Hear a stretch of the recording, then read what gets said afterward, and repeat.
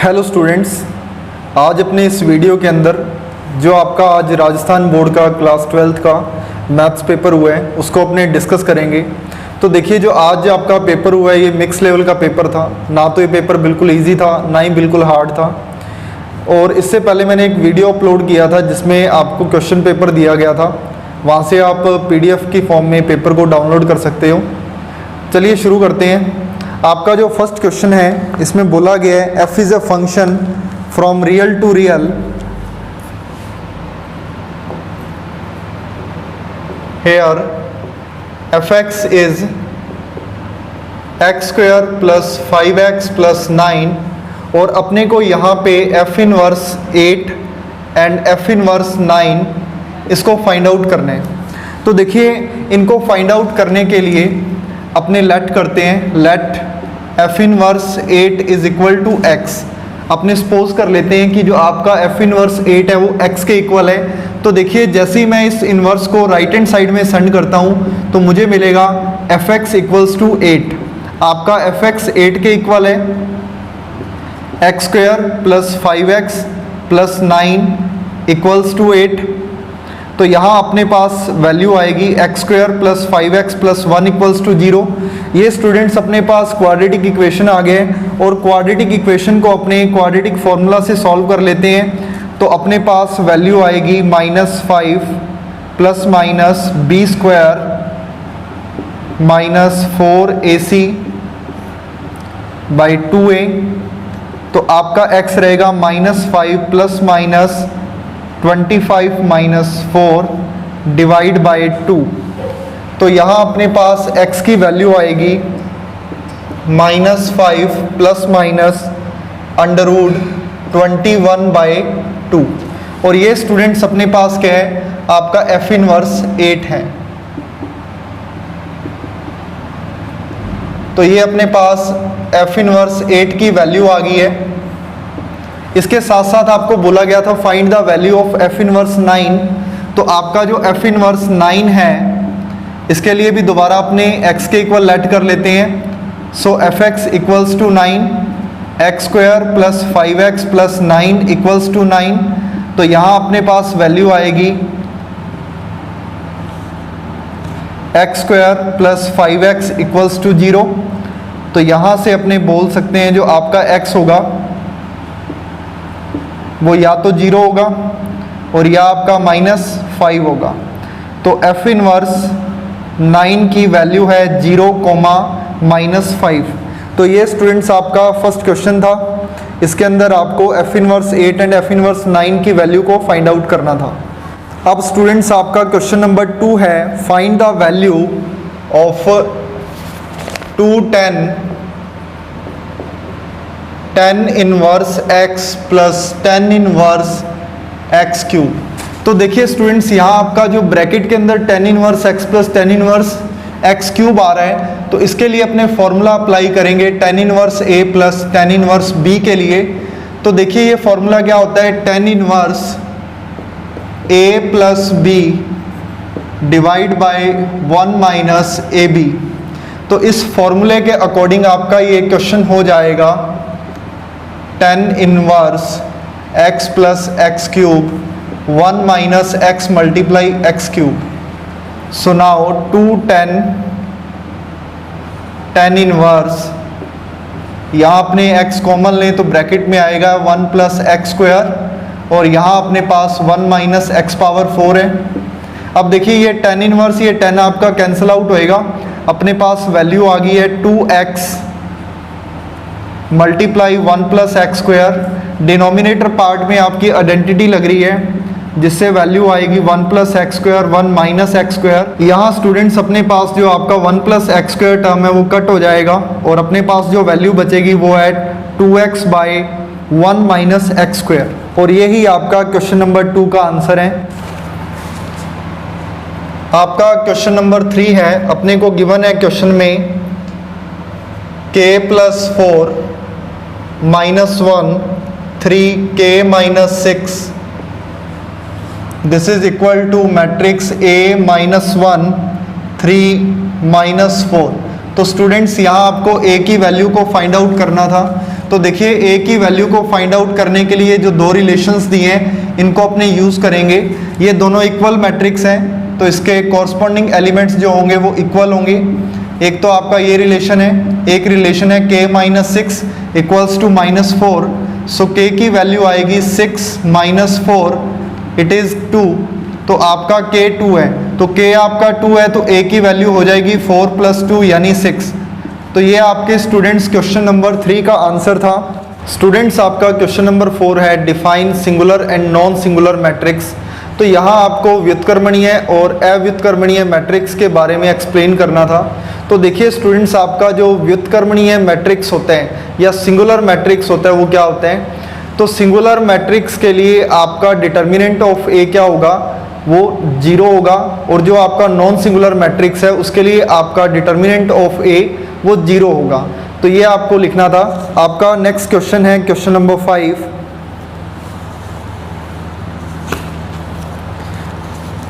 आपको एक फंक्शन दिया गया है,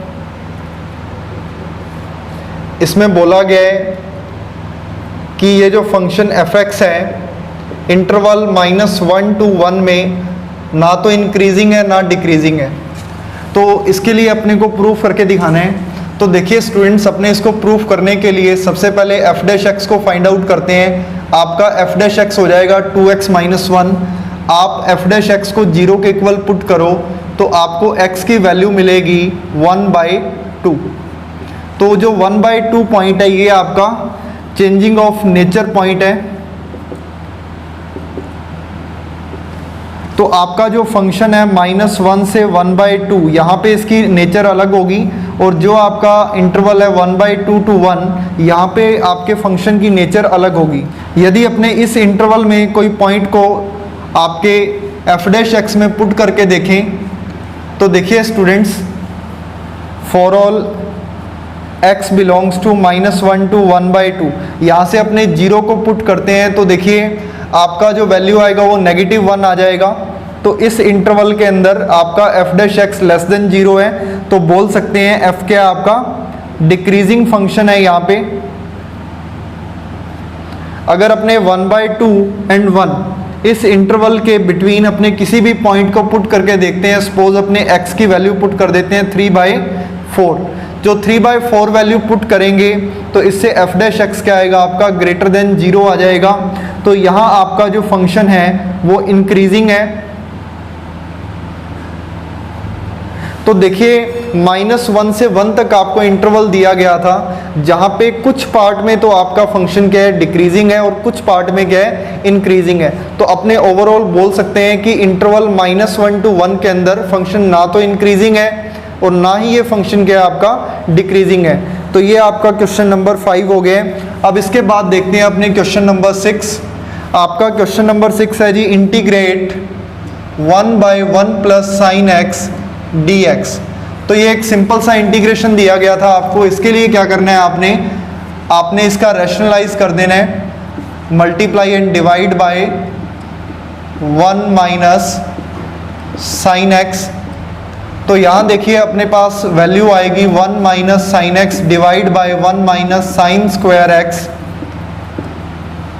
सो overall we can say this is cos square x, जिसे अपना ये बन जाएगा sec square x dx minus 10x sec x dx।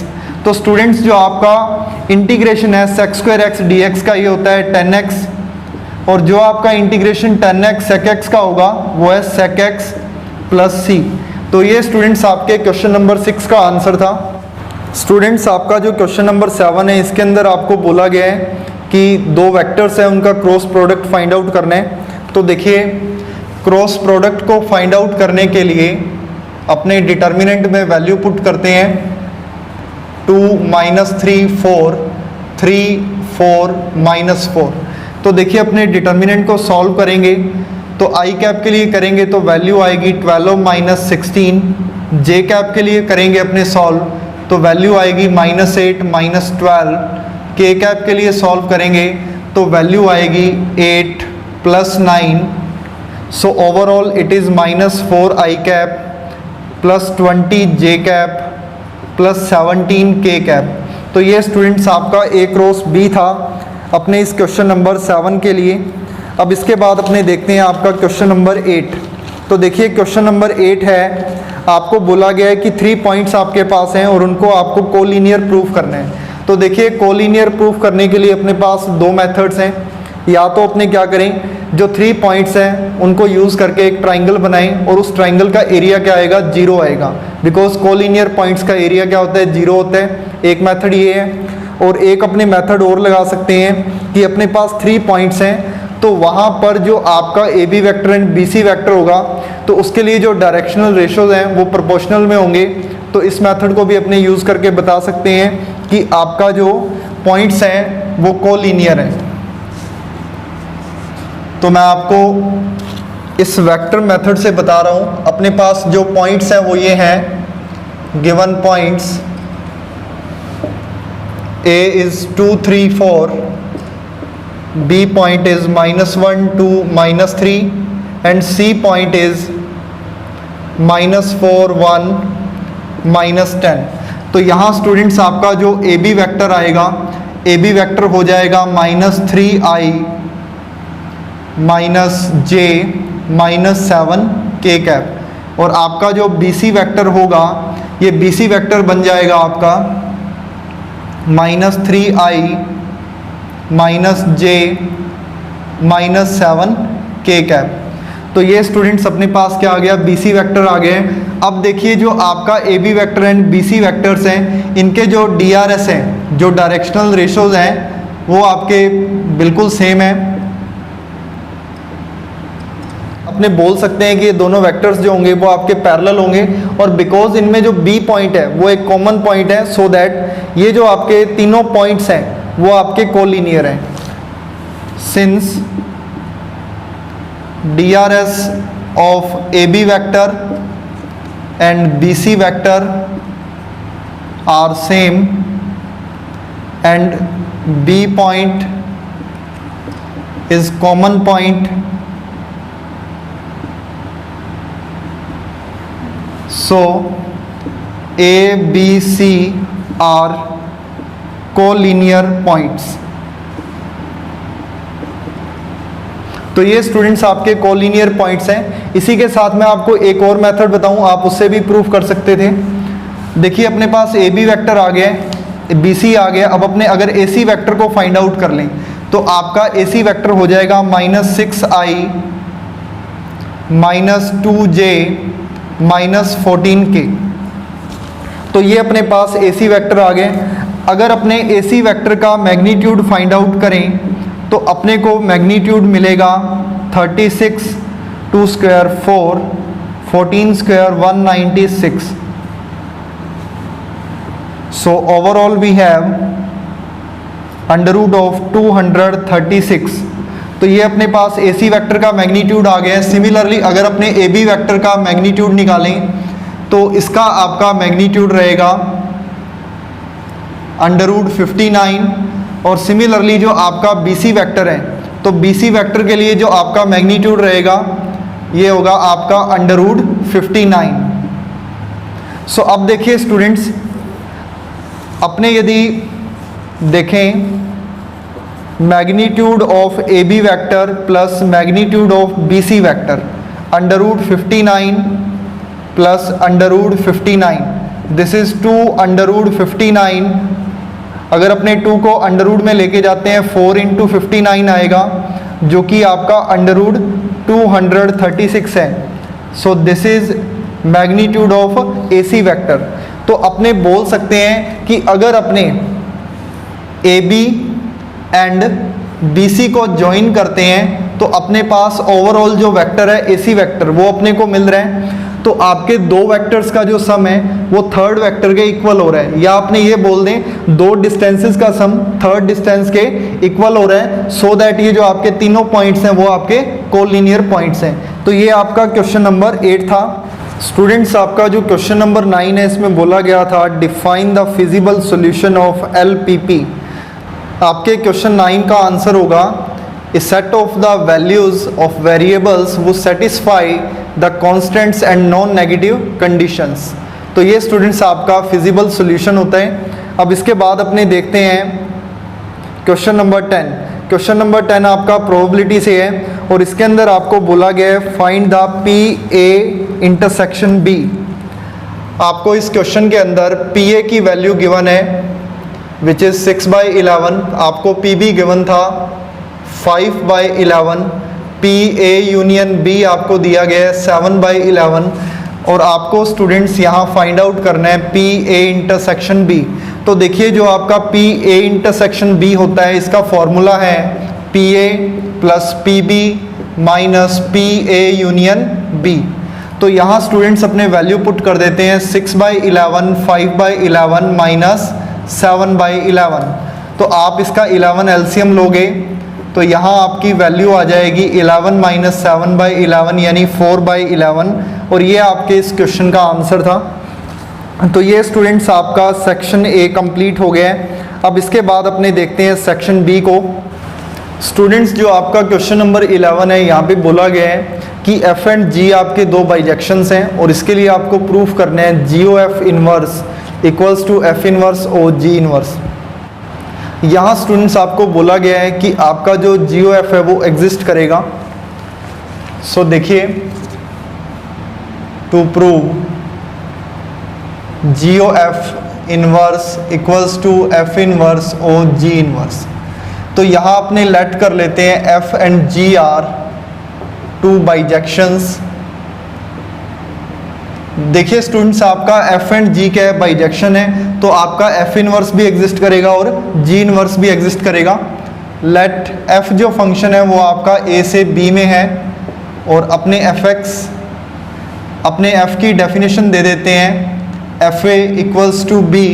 यहाँ अपने पास जो ए है वो सेट ए का एलिमेंट है और जो बी है वो सेट बी का एलिमेंट है।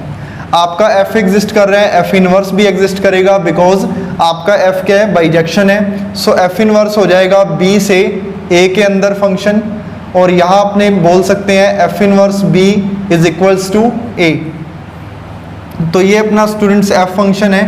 अब इसके बाद देखिए बिकॉज जी आपका एक बाइजेक्शन है तो इसके लिए सपोज कर लेते हैं जी कोई फंक्शन है सेट बी से सी के अंदर और यहाँ अपने जी के लिए डेफिनेशन देते हैं जी ऑफ बी इक्वल्स टू सी। यहाँ आपका जो बी एलिमेंट है वो सेट बी का है और जो सी एलिमेंट है वो सेट सी का है। यहाँ आपका जी इनवर्स भी एग्जिस्ट करेगा, जी इनवर्स हो जाएगा सी टू बी और जी इनवर्स के लिए अपने नोट कर सकते हैं G inverse of C equals to B. तो ये स्टूडेंट्स अपने पास जी इनवर्स की डेफिनेशन हो गई है। अब देखिए अपने आते हैं इस बात पे जो अपने को प्रूफ करना है। स्टूडेंट्स अपने जानते हैं कि composition of two bijections is also a bijection. तो अपने बोल सकते हैं so G O F is also a bijection because G and F are bijections. और अपने को क्वेश्चन में बोला गया है कि आपका जी ओ एफ एग्जिस्ट करेगा तो जो जी ओ एफ होगा ये आपका जाएगा सेट ए से सेट सी में एफ के डोमेन से जी के को डोमेन के अंदर जाएगा। तो ये स्टूडेंट्स अपने पास क्या है, आपका जी ओ एफ है। अब देखिए जी ओ एफ आपका क्या है, बाइजेक्शन है, तो इसलिए जी ओ एफ का इनवर्स भी एग्जिस्ट करेगा। G O F inverse also exist. So G O F inverse जो फंक्शन होगा ये जाएगा आपका सेट सी से सेट ए के अंदर। अब स्टूडेंट्स अपने वैल्यू फाइंड आउट करते हैं जी ओ एफ ऑफ ए के लिए। तो यहाँ देखिए स्टूडेंट्स अपने इनको नाम दे देते हैं 1 2 3 4। जी ओ एफ ऑफ ए तो ये बन जाएगा जी ऑफ एफ ए। आपका जो एफ ए है बाई इक्वेशन नंबर 1 तो ये हो जाएगा B. G of B by equation number 3 this is equals to C. So G O F of A is equals to C. तो यहाँ से अपने बोल सकते हैं A is equals to G O F of inverse C. यहाँ students अपने पास जी O F inverse C की वैल्यू आ गई है जो कि ए है। अब देखिए अपने फाइंड आउट करते हैं F inverse O G inverse को। So F inverse O G inverse जो फंक्शन है ये आपका सी से ए में जाएगा। So F inverse O G inverse of C, so this is F inverse of G inverse of C. तो students यहाँ जो आपका जी इनवर्स सी है इसकी वैल्यू है B by equation number 4। So this is F inverse of B. तो आपका जो एफ इनवर्स बी है स्टूडेंट्स वो हो जाएगा ए के equal. So overall we can say F inverse O G inverse of C equals to A. देखिए students अपने को क्या करना था इस क्वेश्चन में, G O F inverse equals to proof करना था F inverse O G inverse. तो देखिए अपने कभी भी दो फंक्शंस को इक्वल में कब प्रूफ कर सकते हैं, अगर उनका डोमेन सेम हो, उनका कोडोमेन सेम हो, उसके साथ साथ उनकी डेफिनेशंस भी क्या हो, सेम हो।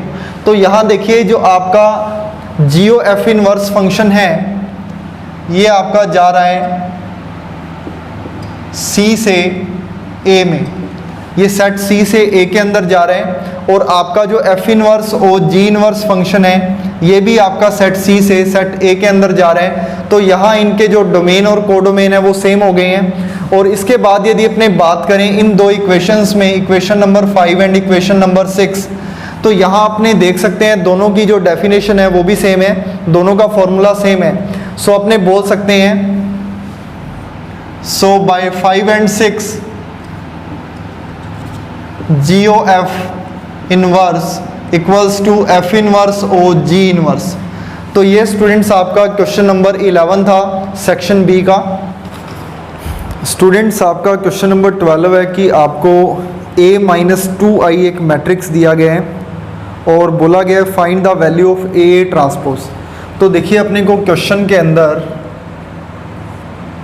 A-2i ये आपके थर्ड चैप्टर का क्वेश्चन है, गिवन है -1 -2 3 2 1 -1 -3 1 0।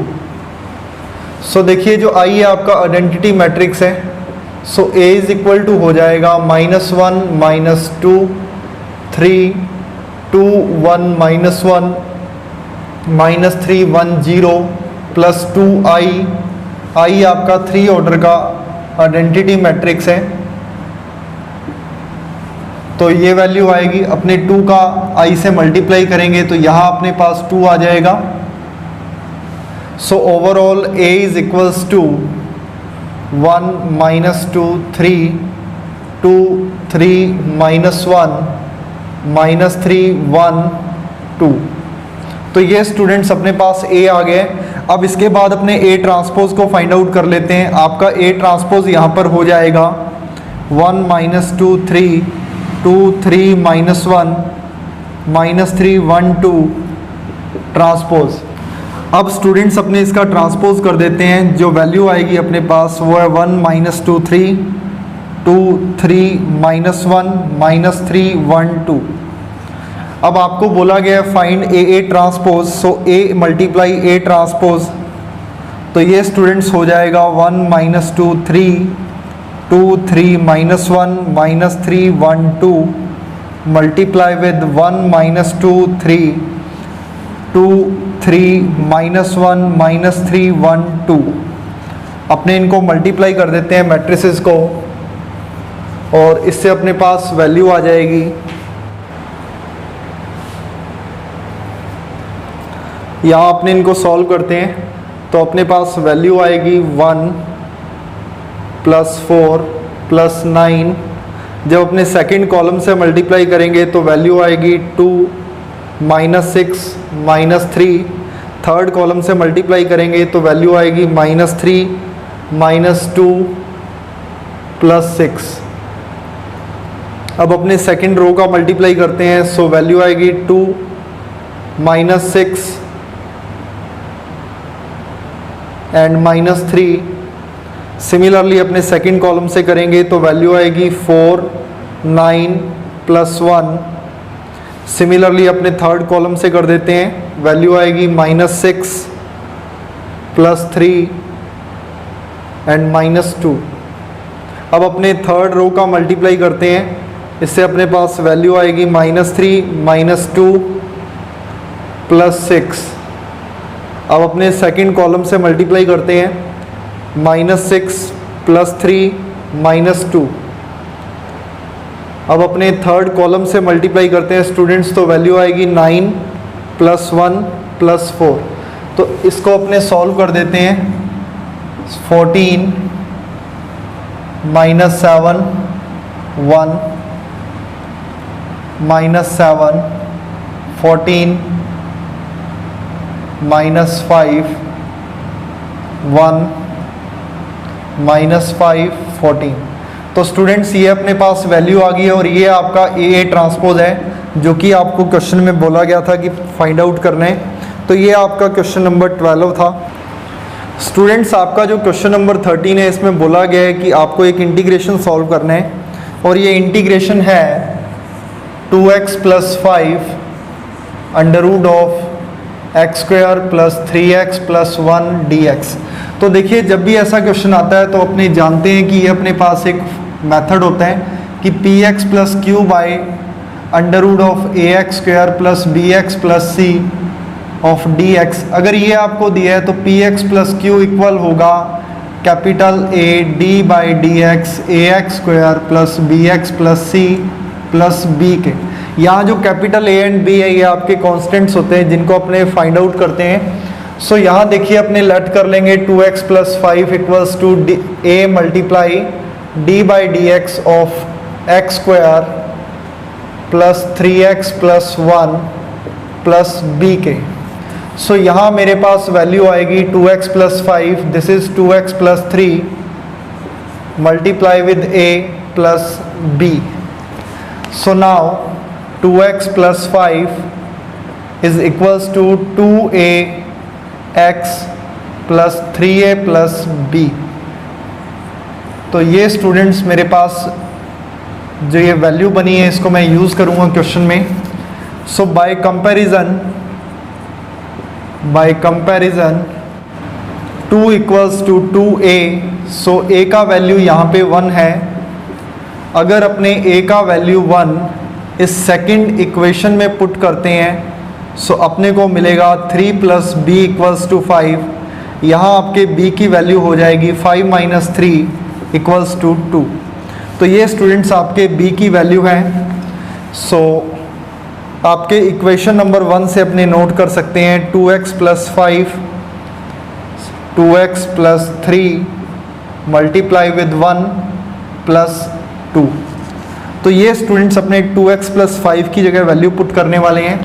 सो नाउ अब आपका ये इंटीग्रेशन कुछ ऐसा बन जाएगा 2x + 3 + 2 √(x² + 3x + 1 dx। अब इसके बाद अपने इसको इंटीग्रेट कर देते हैं और इंटीग्रेट करने के लिए स्टूडेंट्स अपने इसको सेपरेट करेंगे 2x + 3 √(x² + 3x + 1 dx plus 2 √(x² + 3x + 1 dx। सो यहाँ देखिए स्टूडेंट्स अगर अपने इस फर्स्ट इंटीग्रेशन के अंदर लेट करें कि x² + 3x + 1 = t है, तो यहाँ आपका 2x + 3 dx इक्वल आएगा dt के, और यहाँ अपने न्यूमरेटर पार्ट में यही है। तो ये ऐसे आपका सॉल्व हो जाएगा। और जो आपका सेकंड इंटीग्रेशन है इसको सॉल्व करने के लिए यहाँ पर अपने परफेक्ट स्क्वायर बनाएंगे। तो यहाँ अपने पास वैल्यू आ जाएगी dt/t ऑफ √ प्लस, और यहाँ अपने क्या करते हैं इसको परफेक्ट स्क्वायर में कन्वर्ट कर देते हैं। और परफेक्ट स्क्वायर में कन्वर्ट करने के लिए जो आपका x का कोफिशिएंट है उसका हाफ करके स्क्वायर करते हैं, जिससे अपने पास वैल्यू आएगी 9/4। 9/4 को अपने ऐड करेंगे और उसी को सब्ट्रैक्ट करेंगे, उसके बाद अपने पास ये वैल्यू आ जाएगी। सो नाउ dt/√t, तो इसके लिए देखिए t⁻−½ dt बन गया है, एंड 2 × dx बाय तो ये आपका students x plus 3/2 whole square minus 5/4 आ गए। तो ये स्टूडेंट्स अपने पास कंडीशन आ गई है। अपने यहाँ 5/4 को √5/2 का स्क्वायर भी नोट कर सकते हैं। तो देखिए यहाँ पर आपका फॉर्मूला बन रहा है √(x² माइनस a², और यहाँ अपने सिंपल फॉर्मूले से इसको सॉल्व कर लेंगे x पावर n dx से। ये आपका हो जाएगा x पावर n+1 डिवाइड में n+1, एक ये इंटीग्रेशन हो जाएगा। और जो आपका दूसरा इंटीग्रेशन है x² माइनस a², तो इसके लिए अपने पास फॉर्मूला होता है log modulus of x plus √(x² minus a² plus c। तो अपने स्टूडेंट्स इन दो फॉर्मूलेस की हेल्प से इस इंटीग्रेशन को सॉल्व कर लेते हैं। सो अब स्टूडेंट्स अपने पास वैल्यू आएगी t power ½ plus log x plus 3/2 plus √(x plus 3/2 whole square minus √5/2 whole square plus c। So यहाँ देखिए स्टूडेंट्स t की वैल्यू अपने दोबारा सब्स्टिट्यूट कर देते हैं। आपने t क्या सपोज किया था? आपने t सपोज किया था x² प्लस 3x प्लस 1 को plus log modulus of x plus 3/2 plus, अगर अपने इसको दोबारा सॉल्व करेंगे तो स्टूडेंट्स अपने पास यही इक्वेशन दोबारा आ जाएगा। तो अपने इसको नोट कर सकते हैं x² plus 3x plus 1 plus c। तो ये स्टूडेंट्स अपने पास आपका क्वेश्चन नंबर 13 था। स्टूडेंट्स आपका जो क्वेश्चन नंबर 14 है ये आपके चैप्टर नंबर 7 से है, और आपको बोला गया है find the value of dy/dx। So देखिए क्वेश्चन नंबर 14 में आपको गिवन है y equals to √log x plus √log x plus √log x and so going on. तो ये आपका इन्फिनिटी तक ऐसे चलेगा, और अपने को बोला गया है कि find the value of dy/dx। तो स्टूडेंट्स इसको फाइंड आउट करने के लिए देखिए अपने इस स्ट्रक्चर को लेट कर लेते हैं log x plus y, because देखिए जो y है वो क्या है, अंडर रूट में log x plus √log x plus √log x and so going on. तो log x के बाद वाला जो पार्ट है वो दोबारा y ही तो है। तो अपने क्या करते हैं, इसको ये लेट कर लेते हैं, अंडर रूट हटाएंगे तो वैल्यू आएगी y² equals to log x plus y। ये मेरे पास वैल्यू आ गई है। अब अपने y को लेफ्ट हैंड साइड में ले आते हैं, y² minus y equals to log x by differentiation with respect to x। तो आपका वैल्यू आएगा 2y dy/dx minus dy/dx equals to 1/x। सो यहाँ देखिए अपने dy/dx को कॉमन ले सकते हैं, और अपने पास ब्रैकेट में आएगा 2y minus 1 equals to 1/x। तो स्टूडेंट्स अपने इस टर्म को राइट हैंड साइड में ले जाते हैं, तो आपके dy/dx की वैल्यू आ जाएगी 1/x मल्टीप्लाई 2y माइनस 1। तो ये स्टूडेंट्स आपके क्वेश्चन नंबर 14 का आंसर है। बिल्कुल सिंपल सा क्वेश्चन था, और ये आपके 2 मार्क्स में यहाँ पे आया हुआ है। स्टूडेंट्स आपका जो क्वेश्चन नंबर 15 है ये चैप्टर नंबर 8 से है। आपको बोला गया है कि curve 2x² minus y² equals to 14 and एक स्ट्रेट लाइन है x plus 3y equals to 6। आपका जो नॉर्मल है वो इस लाइन के पैरेलल बोला गया है, और आपको बताना है कि यहाँ पे नॉर्मल का इक्वेशन क्या होगा। अपने को जो गिवन कर्व है वो दिया गया है 2x² minus y² equals to 14 and normal is parallel to straight line x plus 3y equals to 6। ये अपने को इस क्वेश्चन में गिवन है। तो यहाँ देखिए स्टूडेंट्स अपने क्या करते हैं, अपने यहाँ से नॉर्मल का स्लोप फाइंड आउट करते हैं। तो यहाँ से स्लोप फाइंड आउट करने के लिए bye differentiation of equation 1, so this is 4x minus 2y dy by dx equals to 0। तो यहाँ आपके dy by dx की वैल्यू आ जाएगी 4x by 2y। तो ये स्टूडेंट्स आपका हो जाएगा 2x by y। तो ये अपने पास dy by dx आ गया। और अपने जानते हैं स्लोप ऑफ नॉर्मल क्या होता है, स्लोप ऑफ नॉर्मल हो जाएगा -1 by dy by dx। So we can note -1 by dx by y। तो यहाँ आपका स्लोप ऑफ नॉर्मल है -y बाई 2x। तो ये स्टूडेंट्स अपने पास स्लोप ऑफ नॉर्मल है। और जो अपने को लाइन दिया गया है अपने उसका भी स्लोप फाइंड आउट करते हैं। So bye differentiation of equation 2, तो ये आपका हो जाएगा x plus 3y equals to 6 के लिए 1 plus 3 dy by dx equals to 0। यहाँ से आपके dy बाई dx की वैल्यू आएगी -1 बाई 3। तो ये स्टूडेंट्स अपने पास क्या आ गया, स्लोप आ गया लाइन का। अब क्योंकि बोला गया है कि जो लाइन है वो नॉर्मल के पैरेलल है, since normal is parallel to line, तो अपने लिख सकते हैं slope of normal equals to slope of line. तो यहाँ मेरे पास रिलेशन आ जाएगा -y by 2x equals to -1 by 3। So y is equals to 2 by 3 of x। तो ये स्टूडेंट्स अपने पास एक कंडीशन आ गई है कि अपने पास y की वैल्यू है 2 बाई 3 ऑफ x। तो अब अपने क्या करते हैं, इस वैल्यू को इक्वेशन नंबर 1 में पुट कर देते हैं।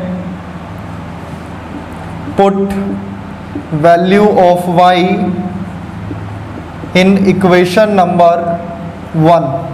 तो यहाँ देखिए 2x square minus Y square it means 2 by 3x square equals to 14 आएगा। तो ये आपका हो जाएगा 2x square minus 4x square by 9 equals to 14। तो यहाँ अपने पास वैल्यू आएगी 18x square minus 4x square by 9 equals to 14। तो ये आपका 14x square by 9 equals to 14 है। यहाँ आपका 14 कट हो जाएगा, x स्क्वायर इक्वल्स टू 9 आएगा, जिससे अपने पास x की वैल्यू आएगी पॉजिटिव नेगेटिव √9 इट मीन्स ±3। तो ये स्टूडेंट्स अपने पास क्या आ गई, आपके x की वैल्यू आ गई है। अब अपने इस x की वैल्यू के रिस्पेक्ट में y की वैल्यू को फाइंड आउट कर सकते हैं। If x is 3 so y is equals to 2 by 3x, 2 by 3 multiply 3, तो आपका y हो जाएगा 2। if x is -3 so y is equals to -2। तो स्टूडेंट्स अपने पास क्या आ गए हैं, 2 पॉइंट्स आ गए हैं। और जिन पॉइंट्स पे अपने को क्या करना है, आपके नॉर्मल का इक्वेशन नोट करना है 3,2 एंड -3,-2। तो अब स्टूडेंट्स अपने क्या करते हैं, इन दोनों पॉइंट्स के ऊपर आपका जो नॉर्मल का इक्वेशन है उसको फाइंड आउट करते हैं। तो यहाँ देखिए जो आपके नॉर्मल की स्लोप है वो अपने पास कितनी है, slope of normal equals to slope of line. तो आपके जो नॉर्मल की स्लोप है वो -1/3 है। So equation of normal,